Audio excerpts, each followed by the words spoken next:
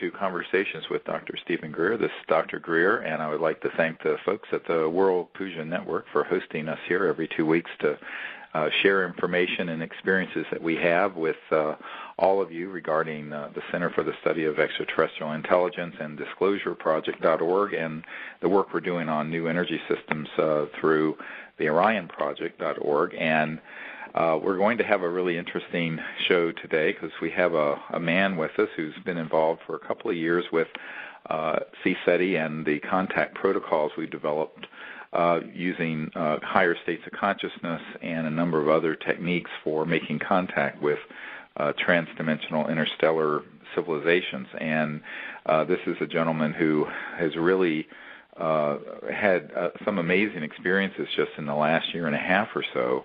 And he is just an amazing example of the kinds of developments that can happen when you really give yourself to the process and to the meditation protocols and techniques that we have developed. And his name is Dr. Bill Gray. He's a Stanford-trained medical doctor. He does really pioneering work in homeopathy, and he's actually developing an app for homeopathy that will be, I think, a really big breakthrough, and he may want to mention that as well. And he first started coming to things about a year and a half ago and came for a full week at Crestone, Colorado, back in 2011, I believe it was, and then has come to several of these expeditions since then. So without further ado, welcome to the show, Bill, and I'm so glad you can be here. Oh, I'm very pleased to be here myself. I'm on. Oh, great. Well, why don't you tell folks just a little bit about, how you got involved in your experiences that began to develop, because it's really a great story. Well, it really is a lifelong thing, being interested in UFOs and so on. I come from an aviation family, and I've always been fascinated by what goes on in the sky and so on, but nothing really developed until just in the last, like you say, the last year and a half. I also was a meditator for about 40 years, but I also found using different techniques in meditation that I really wasn't getting anywhere. I seemed to be focusing too much on the techniques and didn't have any way of judging whether I was making progress or not, and that frustrated me. So when I heard about Stephen's work with CSETI, I thought, well, if that's possible, then I'd really like to learn that. And so I signed up for first a 3-day program in Southern California that was actually very interesting and taught me that the meditative experiences that I could have were outstanding. But the real transformation happened when I was in Crestone for the 7-day program. And just to fill in what happens is we go out in the evening, late evening, and we're under the stars in a circle, and we all do several meditations, some of them guided by Stephen, and some just on our own. And I was having my normal meditative experiences when Stephen suggested that we could just literally ask for the ETs to show themselves to us in consciousness, and then also suggested that we could visit their planet.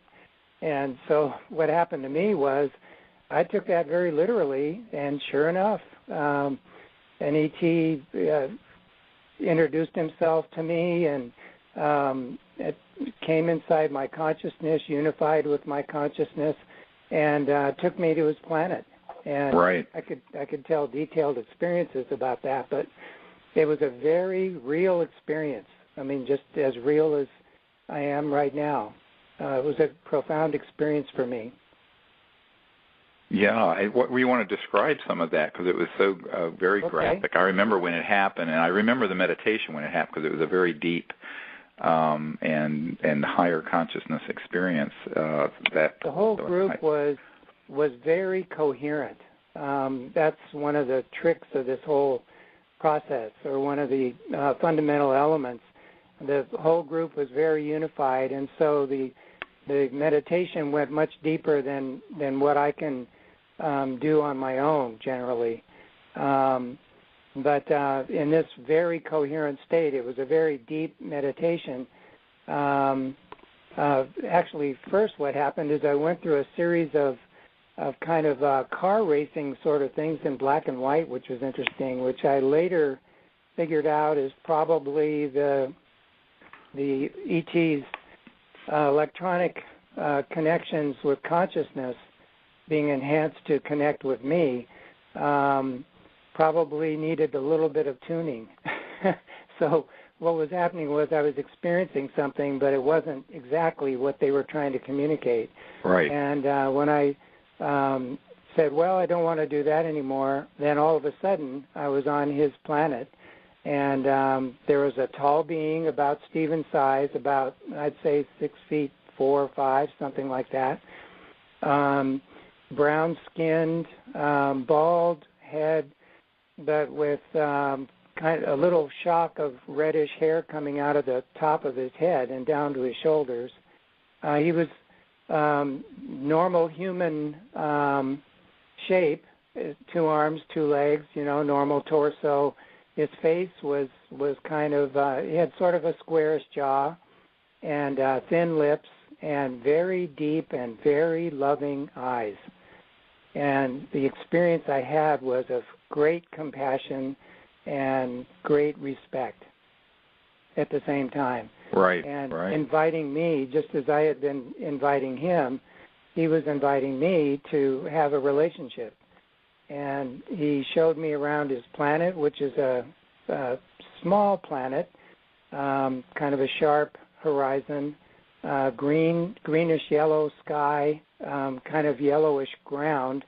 But actually we were walking on a portion of the ground that was jet black and very firm, which I later learned just from reading that is a sign of an early stage of development of a planet. That's right, right.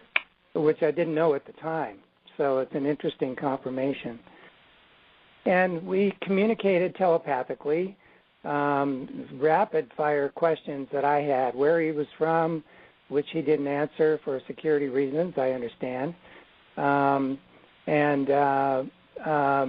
what his job is as an ambassador. He lives mostly in space, and he's an ambassador to all kinds of planets that are undergoing transformation, just like we are. And so he's anxious to make contact, and he's not the only one. They're all very anxious. It's just that we're not very open. So right. It took an opening on my part to be able to communicate with him. Since then, he's taken me on his craft, shown me around. As a matter of fact, later on in the week in Crestone, his craft showed up behind me in association with sounds that we've associated with him on my magnetometer. Right. And it's a very lyrical kind of symphonic type sound. And towards the end of the week, both happened. The magnetometer and one person in our group could see him in subtle form, and also a lot of the group saw the craft behind me. And when I turned around, it had the exact lighting that I saw when I was with him originally. Right, and I want to put in a little bit here for people who are new that a lot of what Bill's talking about is the fact that these interstellar civilizations or technologies interface directly with thought and consciousness. And back in 1991, I wrote a paper that made its way through the aerospace industry and the CIA. I later learned about technology-assisted consciousness and also consciousness-assisted technology. And these are very high-voltage electromagnetic scalar systems that are longitudinal electromagnetic waves, meaning that they don't have the sine wave of normal electromagnetic waves such as light or microwave, and they are actually at multiples of the speed of light. And these technologies are so well developed and refined that they interface with lucid consciousness and what people, the mystic tradition would say, the astral dream state. And the reason these protocols work, because it's based on the Vedic understanding of the consciousness that's within us being this omnipresent field of the samadhi state, of the infinite mind, that we go through a series of protocols. We actually do a puja every evening, and then we do a meditation using a mantra, and then from there I take people on a journey, as it were, with an expansion of consciousness that begins to expand and experience the whole cosmos. And actually, you can go to disclosureproject.org. There's a whole training program for this on the website there that you can get. And the reason these are effective is because we use like iPhones and Androids and cell phones that are traveling at the speed of light. But if you're going from one star system to another, the speed of light is too slow, because it would take, they say, from the Andromeda galaxy, that's millions of light years away, it would take millions of years at the speed of light or at the speed of a radio signal or a cell phone signal for a signal to get there, and then millions of years to reply. So any of these interstellar civilizations that we, of course, have proven are here through the Disclosure Project work have to have technologies that drop out of linear space-time into these transdimensional or other dimensions, utilizing very advanced electronics that are these high-voltage, low-current systems that actually, if we could develop them here, would give us also free energy and anti-gravity on Earth, and we'll get into that in a moment. But in terms of contact protocols, the reason people have these experiences when they have a breakthrough like Dr. Gray is describing is because they have gone into a very deep and quiet state of consciousness that I help people develop that ability. And we're doing it as a group, and we're intentionally inviting the ETs to interface with us, and they do. And when you have that experience, then you'll suddenly find, once you make that connection, we'll have these magnetic field meters that pick up the change in the magnetic field that's around you. And these are used by electronics people to test devices and things, but we're out in remote areas where there is no electronic source of radiation or magnetic fields. And suddenly they will start making a sound that they don't make if you just put them up to a cell phone or a refrigerator or a microwave. They'll make these sort of very communicative, as if they're talking through the electronics. And in fact, that is what they're doing. They're connecting to the circuitry in an energy field that's nonlinear, and they're causing the magnetic field to shift in a way that these devices become a communication device.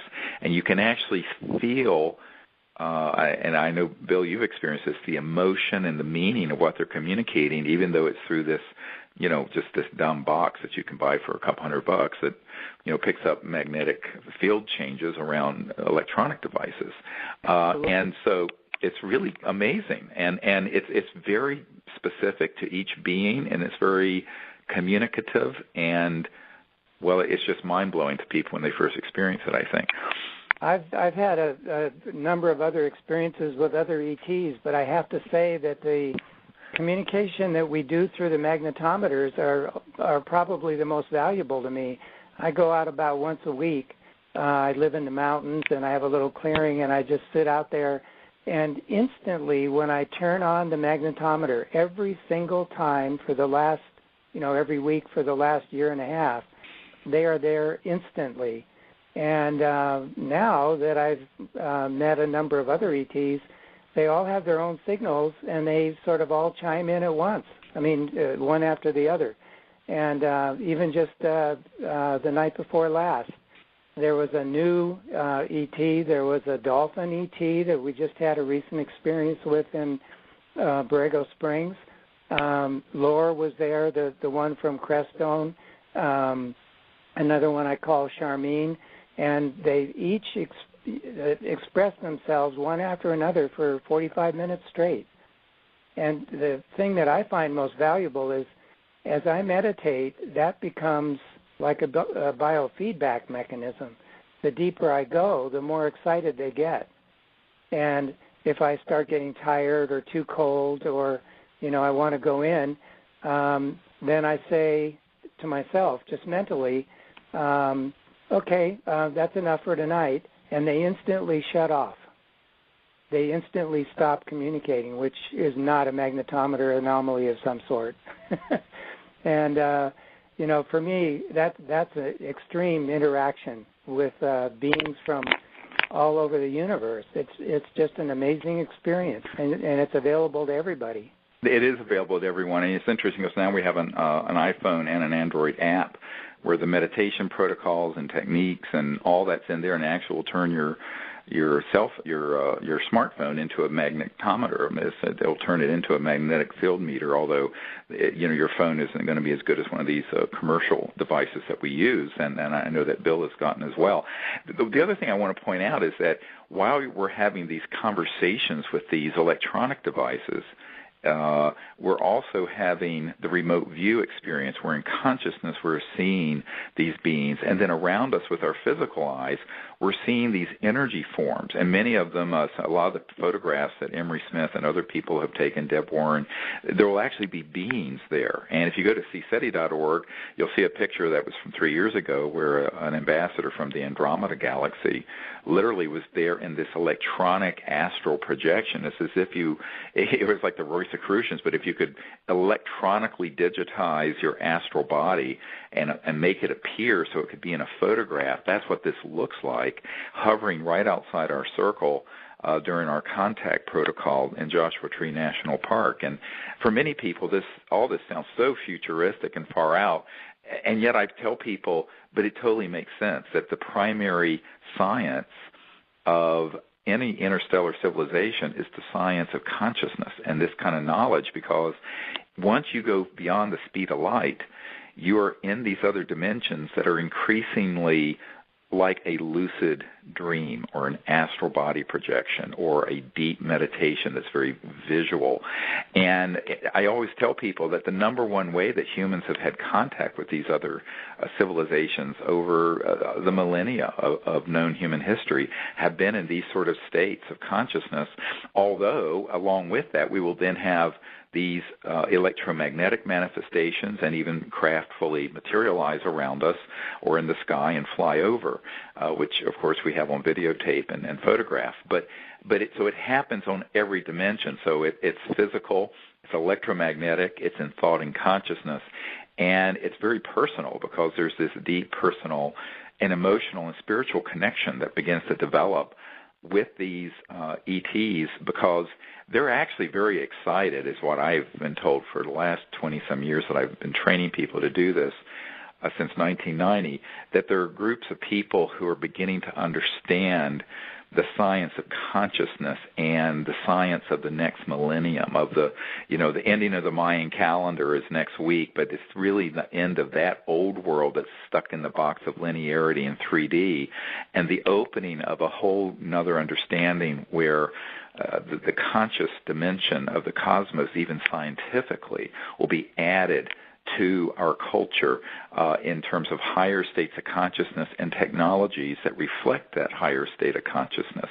And this is required in order for anyone to be an ambassador from Earth to these people, which is what we call our training program, as ambassadors to the universe, because we feel that unless someone becomes adept in this process of meditation and remote viewing and understanding this new cosmology that incorporates the conscious universe along with these new high-tech electromagnetic, very high voltage scalar systems, they're not going to be able to understand any contact they're going to have with an ET civilization. They're not going to be able to even comprehend the various ways that ETs will manifest in your backyard or in your room or out under the stars in a national forest somewhere, because you'll have no foundation for understanding it, because we're dealing with civilizations that are anywhere from several 100,000 to several million years technologically more developed than we are now. And for us to begin to have an experience that begins to make any sense, we have to develop a paradigm and very specific technical understanding so that we can comprehend how they're interacting with this, what they're saying, how they're saying it. And that's what this whole week-long training process is for, although the week goes by very quickly, and we always feel like we should be there for a month or two. But people have had one of the great things about Dr. Gray is that he gave himself to this in a very pure-hearted way, and as I see it as the teacher of this, is that he gave himself to it in a way that was pure-hearted and wholehearted, and that's why he had these breakthroughs so quickly. And I've seen this happen before. The thing that keeps people from being able to do this is that their intellect gets in the way, and they say, I can't do this, or I won't do it. Instead of just following the protocols and going with the flow of it, and if you kind of just give yourself and go with the flow of it, it's really easy. One thing I might add, just in case people aren't too familiar, is the fusion in consciousness that happens in communing with the ETs is not like a trance state. It's not like you're, becoming a medium and you're not yourself and you're becoming them. It's a real intimate connection with another consciousness, but with full awareness and respect, actually, for your own consciousness. So it's a two-way street interaction. Right. And you can always, if you decided that you were bored or you wanted to do something else, they are completely and totally respectful that way. And on the other hand, if you're very open and ask them to show what they're doing, what their daily life is, and all that sort of thing, they're perfectly happy to do that. Right, and the same begins to extend into the sort of more 3D aspects. I mean, I have found that when you open up a link to these interstellar civilizations and you let them know that you're willing to let them communicate through a radar detector or a magnetometer, and that you're open to that, then it will happen because they know that you put your awareness on it and that you're alert to that. So what my experience has been over the years is that this is an evolving thing, and I think another thing that's so beautiful is that they want it to be interactive, and they're not going to do things beyond what people are ready for. But if you're ready for it, then it's like, the sky's the limit. Anything's the limit. Yeah, exactly. And that's what's so wonderful. And then it can continue in the lucid dream state or, just in your own meditations when you're on your own. And I tell people that we're at this point. Right now, everyone thinks that this is sort of a cycle with the ending of the Mayan calendar and everything that is about Earth, but it's not. It's actually a universal cycle that this big Earth cycle is coinciding with. So what's happening is that we're syncing up with a big universal cycle of unity, of higher consciousness that is sweeping not just Earth, but the entire cosmos. And so there's this potentiation. And, within the next few hundred years, every planet in the physical cosmos is going to be united. And that process, though, is being accelerated right now. And so it's not just about world peace. It's about universal peace. It's not just about a new human cycle. It's a universal cycle. And so we're in a universal moment. And this is really an amazing thing to contemplate. And when you step into doing this, because I joke often that, Hillary Clinton isn't doing this, and she's our Secretary of State, and the UN Secretary Generals and the ones I've met with and dealt with personally aren't doing this. Therefore, who's doing this on Earth? Well, it has to be we the people, and it has to be people who have a certain level of enlightened knowledge about consciousness and remote viewing and very advanced electronic technologies, and how faster than the speed of light civilizations who are capable of reaching here might manifest. And there's this latest book we put out a couple years ago called Extraterrestrial Contact, Countdown to Transformation, which you can find at Amazon.com and also at etcontactnow.com. I think that if you look at that book, it has, kind of a synopsis of decades of these sorts of experiences from our group. And there's also a DVD that comes with it that has a number of really amazing images of the contact that's happened over the years. But what we find is that it really doesn't matter where you are. A lot of people say, well, do you have to be, at Mount Shasta? Or do you have? I said, no. I mean, I think, Bill, you tell people you live out in an area in I'm in the mountains above San Jose, between San Jose and Santa Cruz, and there's really nobody around. Right. And so it's completely isolated, but it happens every single night for me. Yeah. Exactly. And so once that contact is made, it begins to continue, and it will continue, and it can happen in all kinds of enigmatic ways. And people have to be open to the idea that it can happen in the meditative state, it can happen in the dream state, it can happen in three-dimensional space-time with a craft or a being that's right there. And they're very eager for people to learn to do this because they know that this next phase in human existence is one of the development of not just material sciences that would get us off of oil and gas and coal, which we certainly need to do and really should have happened 100 years ago, but also the ability to understand mass cancellation technologies, things that enable, for example, a craft to achieve zero mass and therefore blip into another dimension and go from one star system to another. And of course, this has been done in classified programs that I'm aware of. But humans are going to have to begin to understand a whole new area of science that isn't being taught at Caltech and MIT and what have you, because these have been unfortunately kept secret. This is why my autobiography sort of is called Hidden Truth, Forbidden Knowledge, because all of this has been hidden, and it's sort of a forbidden area to talk about it. And yet I find that when I talk to people who work or have worked with the CIA or very classified programs at Lockheed, they smile and go, yes, of course. I mean, this is where the action has been for decades.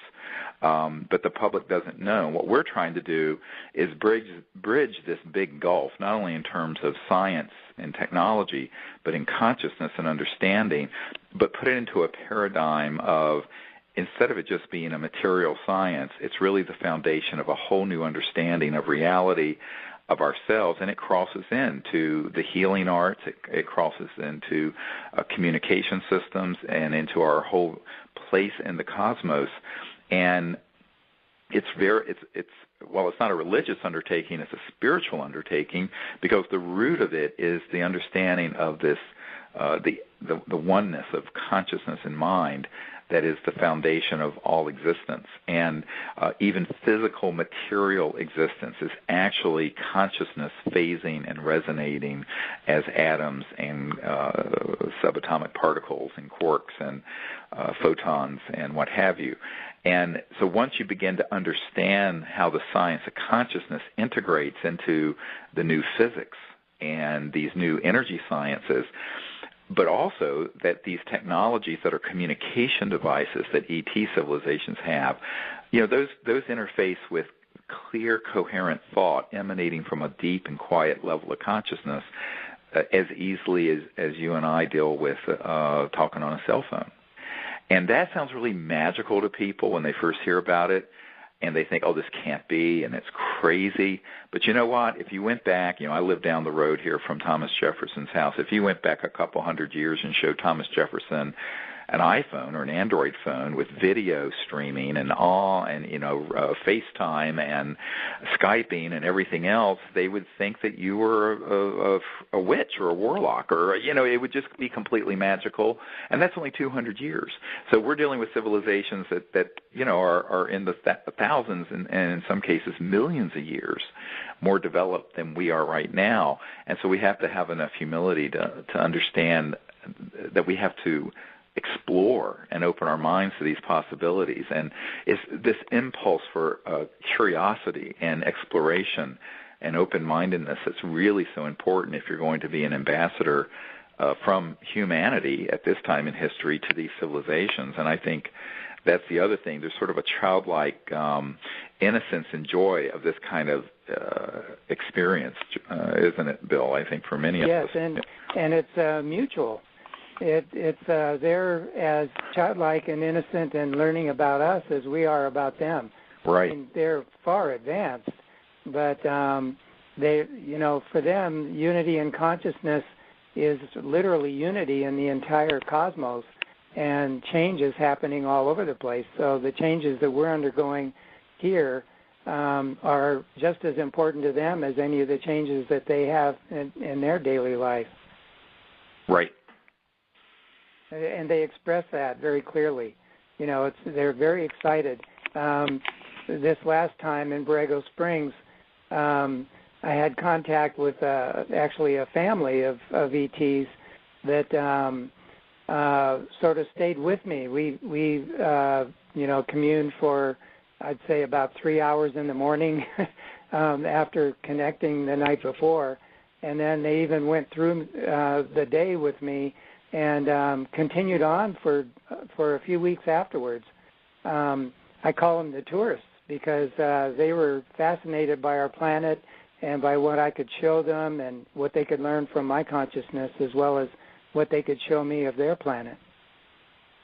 Yeah, no, and that's how they really are excited about that. And the other thing that I found is that in the last couple of years in particular, there seems to be something that shifted with the work we've been doing, and that is that there are, at every one of these expeditions, there seem to be new civilizations that are being introduced to humans, meaning Homo sapiens from Earth, for the first time.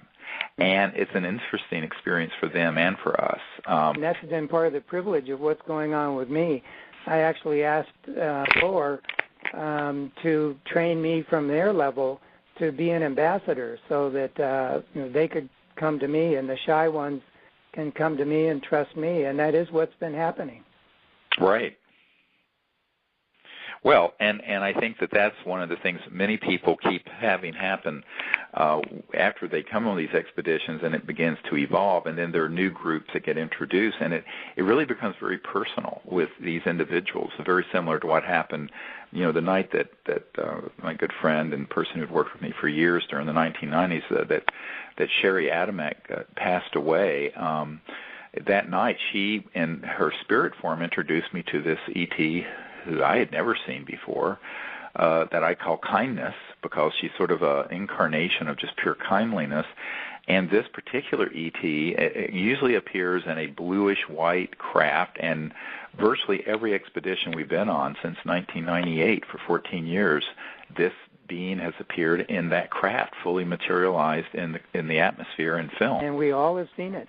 Yes, everyone has seen this.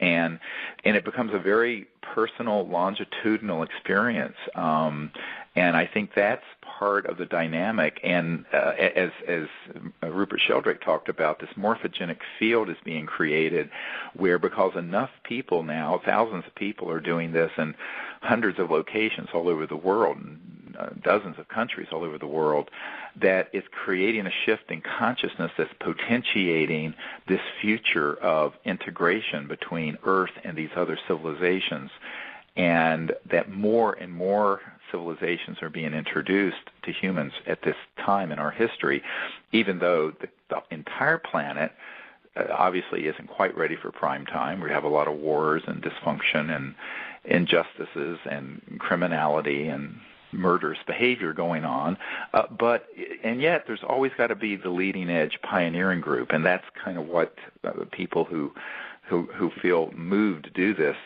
end up being called to do.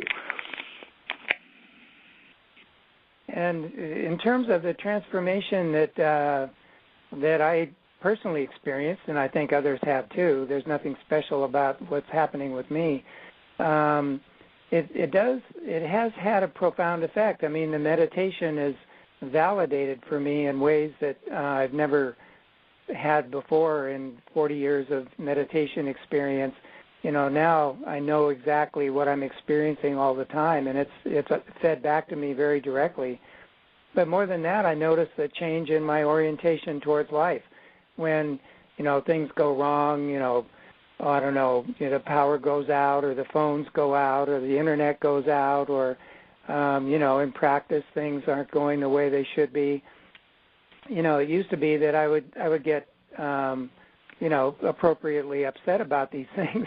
And now I find that there's a lot more serenity because I'm seeing things from a much broader perspective, and in the infinity of the whole thing. All of these are just changes, and they're not anything so profound that I have to get overreactive about them.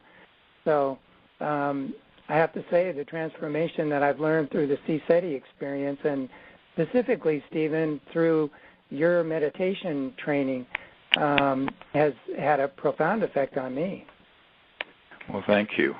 I mean, I think a lot of people, the only reason I keep doing what I'm doing is because of people like you who really are getting benefit, that are able to move forward. My aspiration has always been that I can share what I know to the point that I'm irrelevant. so I could depart the thing. Well, you haven't achieved that yet. Yeah, I think I have actually. But by the way, those people who are we've been asking, people have asked, there are no more of these expeditions this year. There will be one in early February of 2013 on this island that we go to in the Gulf of Mexico. It's called Marco Island, Florida. And it'll be a week-long expedition, and you can find out about that at etcontactnow.com. That's etcontactnow.com. And I think there's still a few positions open for that for in February.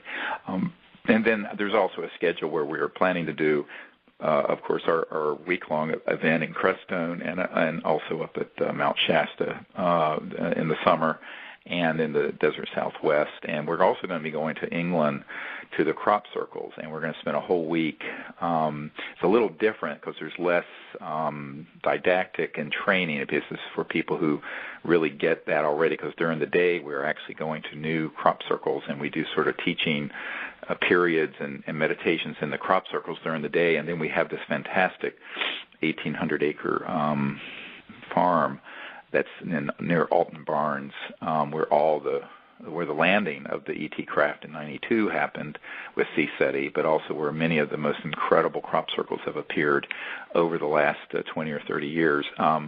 And that will be in July in England. So all that information for the people who want to come is at etcontactnow.com. And what we're planning to do is also, it's looking like the film Sirius will have enough of it completed that we're hoping that we will be at well, first of all, I'm going to be at Sundance, just doing a small sort of a trailer clip of the film, and then we're planning to also be at South by Southwest, and around that time in March, have perhaps a 3-day expedition out in the hill country of Texas, which should be a lot of fun. So we haven't planned the dates of that yet, but just stay tuned. And if you want to get on our mailing list, you can go to the website and sign up for our information and newsletters and everything for free. You can do that at any of the sites, disclosureproject.org or ET Contact Now. And what we'll do is let you know when we get those dates hammered down. This is all it's very dynamic because the production company is still working on the film, and we still have some production elements to do with the genetic work on this little ET body that you have heard about that we've worked on. You can see the updates for that, by the way, at Sirius.neverendinglight.com.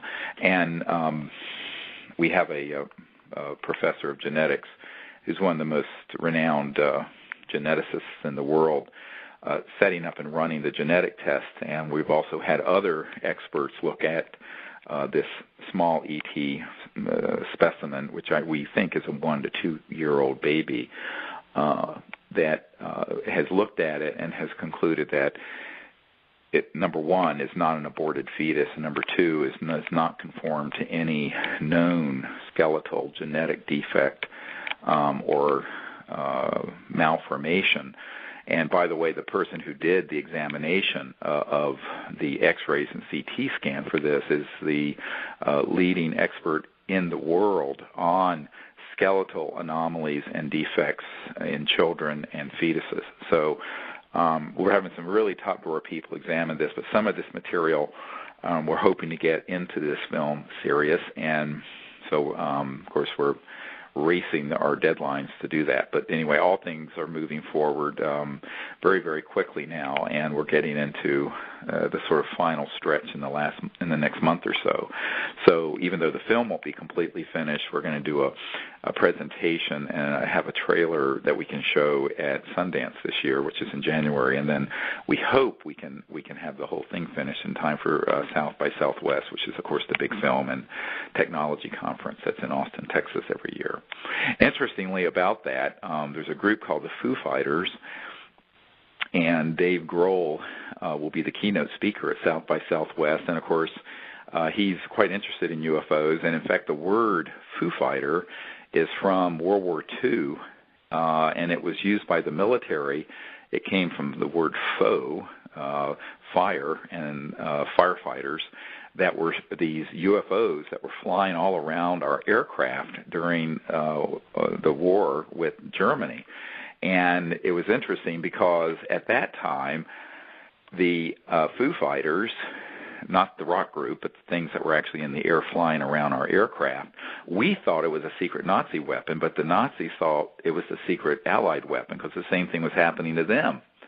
And a good friend of mine, who I think, Bill, since you're a doctor, you'll enjoy this, who is a hematologist, pathologist in Denver, John Altshuler. Dr. Altshuler was the nephew of General Jimmy Doolittle, and General Doolittle was a very famous general in World War II. And FDR, Roosevelt, sent General Doolittle over to Europe to look into what in the hell these Foo Fighters were.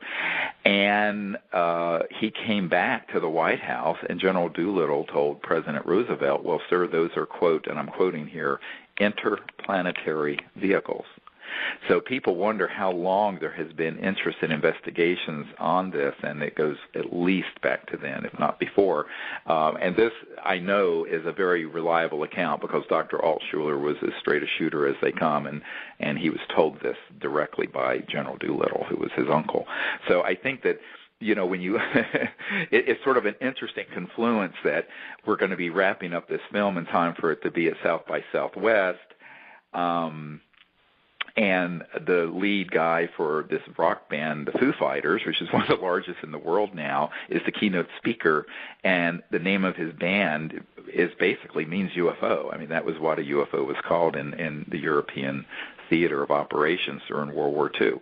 So I think it's all quite an interesting set of coincidences and very exciting.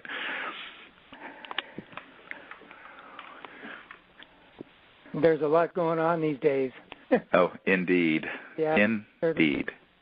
You know, I asked my ET team, if you want to call them that, about the upcoming 21st of December thing, and their take, I mean, because I have friends who talk about this, and they've got all these doomsday scenarios in their head, and, you know, even if it's on a subtle plane, it's going to be such a radical change that nothing will ever be the same again and all this kind of thing.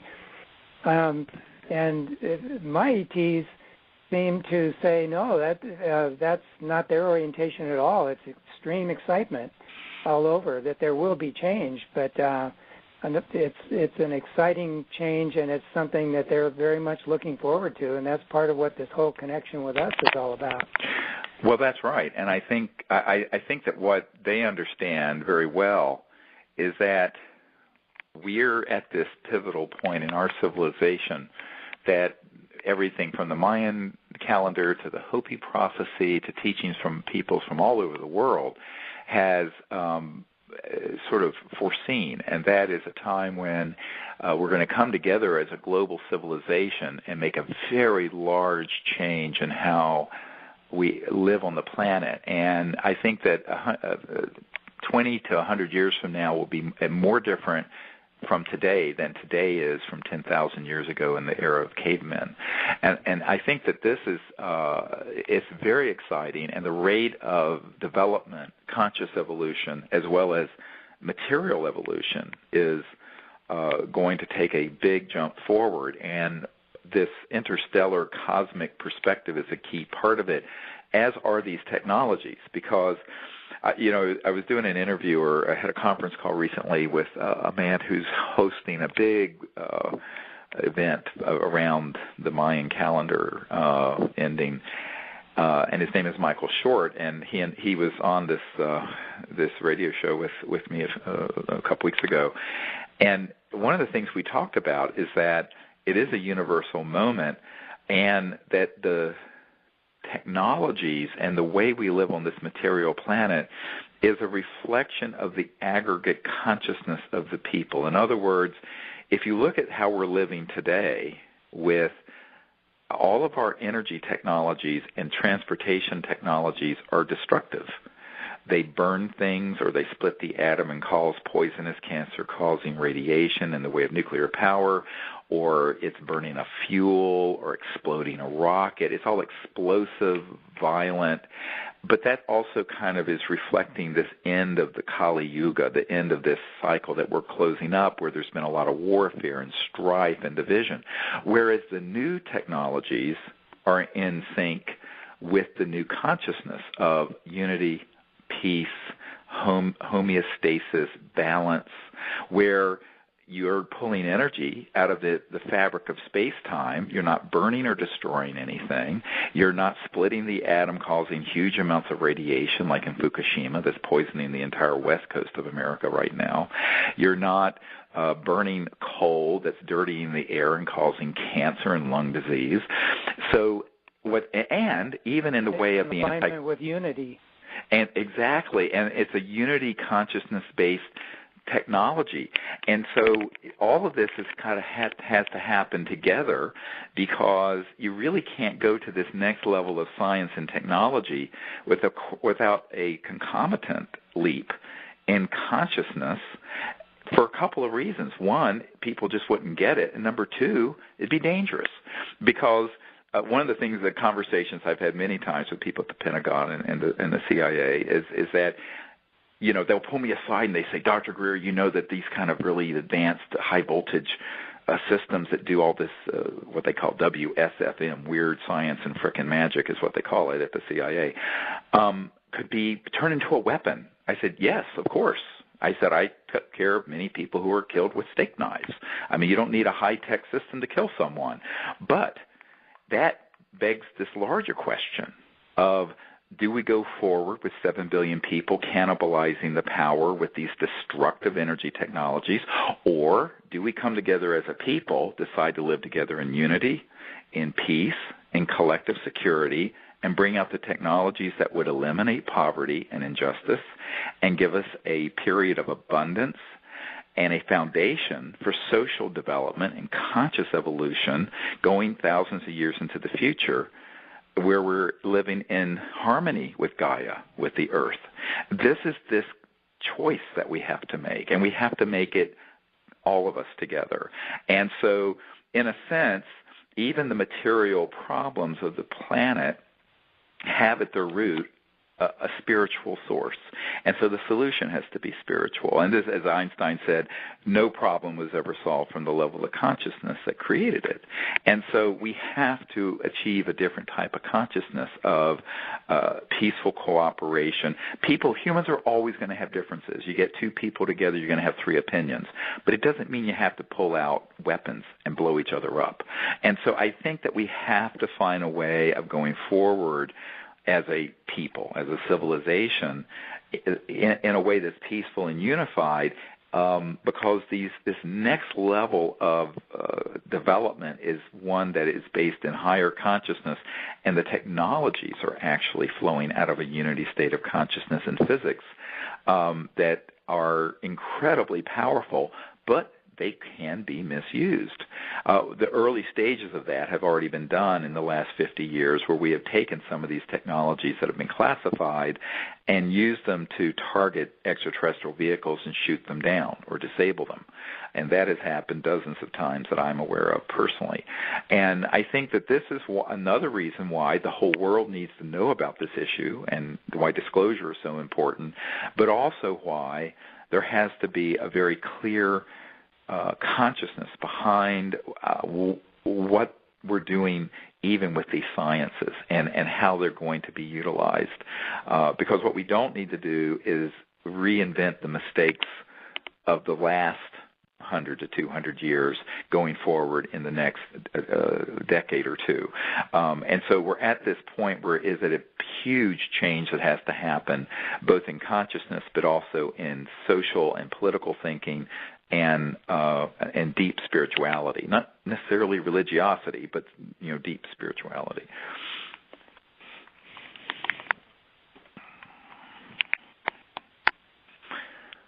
Oh, well, personally, actually, in the same direction, and this is not a plug or anything, but just to talk about how all this has affected me, is that I've started a new company based on the whole idea of unity and bringing new energies into the world.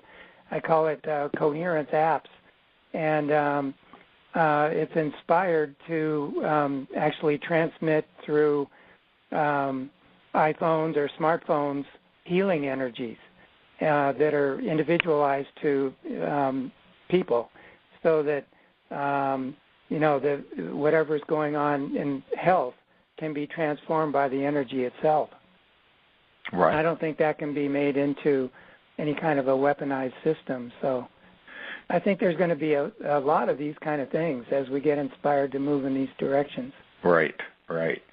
And ultimately, though, we're going to have to figure out how we're going to live on this planet in a compassionate way, not just compassionate with Gaia, but compassionate with our fellow humans, because many people talk about these apocalyptic things. I said, well, when you have almost half of the world doesn't have apoctopia, doesn't have plumbing, doesn't have adequate food or electricity or refrigeration, you have 7 billion people, and only a small number of them are living well. And they're living well because they're at the top of the pyramid in this very destructive energy system that was based in the Industrial Revolution of the 1800s of burning oil and gas and coal, and the mid-20th century with the nuclear power, which is even more destructive in many ways. If you doubt it, look at what happened in Japan. But I think that what we have to figure out is that even to be compassionate with our fellow humans, meaning all of humanity, that these science and technologies have to come out, but that we also have to be wise enough to bring them out in a way where they are used only for peaceful purposes, and that we have the means to ensure that. And actually, the head of the Air Force, there's an office of future technologies, believe it or not, and the colonel who was head of that I've met with, and I talked about this at great length. Because he knew about this area of science, and I said yes, but it gets to be a chicken egg thing. Do we keep letting so many things happen in the world because of the poverty and injustice that we just devolve further and further into conflict, or do we bring out sciences and technologies that would alleviate poverty and this conflict and stop the environmental damage, but at the same time put reasonable means in place to ensure that they're not weaponized? And I said, we're going to have to figure out how to do that. And this is the huge challenge of the last 100 years that no one has wanted to talk about. What's happened is that the classified programs have just slapped security clearances on them and national security orders on these technologies and says, no, the world can't have these yet. Meanwhile, the world is dying. And and the environment is dying, and we're suffocating Gaia, and the polar ice caps are melting, and you have over half of 7 billion people living in abject poverty. So this becomes something where when you look at this, The ETs are watching this as well, frankly, and many people who've had contact do get a message about the need for healing on this planet and also to help the environment. And many people who've had contact have had that as a message from the ETs, and I think that's a message that we continue to receive, and that certainly I've had. So, well, I think we're about out of time. I don't know if you have anything else you want to share in the next couple of minutes, Bill, about your experiences, because you've had such great ones over the last couple of years. Well, the main thing to communicate that I would say from my own experience is that anyone can actually do this. I mean, literally, there's nothing, this is not false humility. There's nothing special about me that made me available to do this.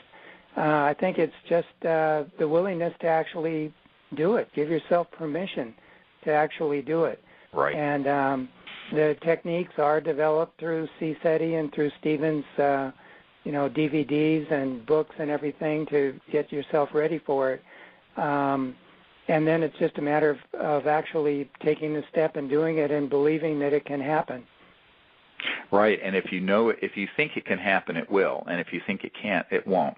Exactly. And so much of it has to do with your realizing that those of us who are this is why I love the growing circle of people from all walks of life who are having this experience. I mean, a few years ago, there was an old talk show host named Art Bell who had a show on Coast to Coast AM, and he'd like for me to be on his show. And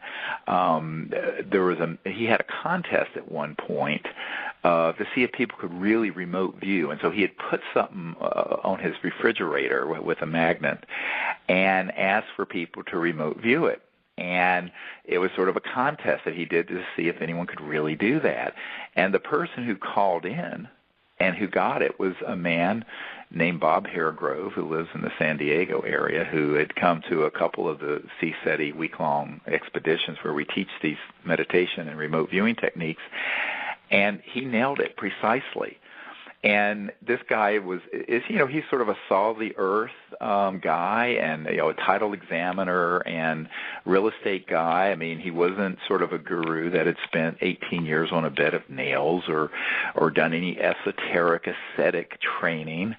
And I remember Art Bell going, my God, this is exactly correct, and you're the only person. How did you? He said, and the guy said, well, I just went for a week out in the desert with Dr. Greer and learned to do these things, and it's easy. And so the fact is that it has nothing to do whether you've spent 40 years in an ashram or not. In reality, it's about knowing you can do it and some instruction and then saying, I can do this.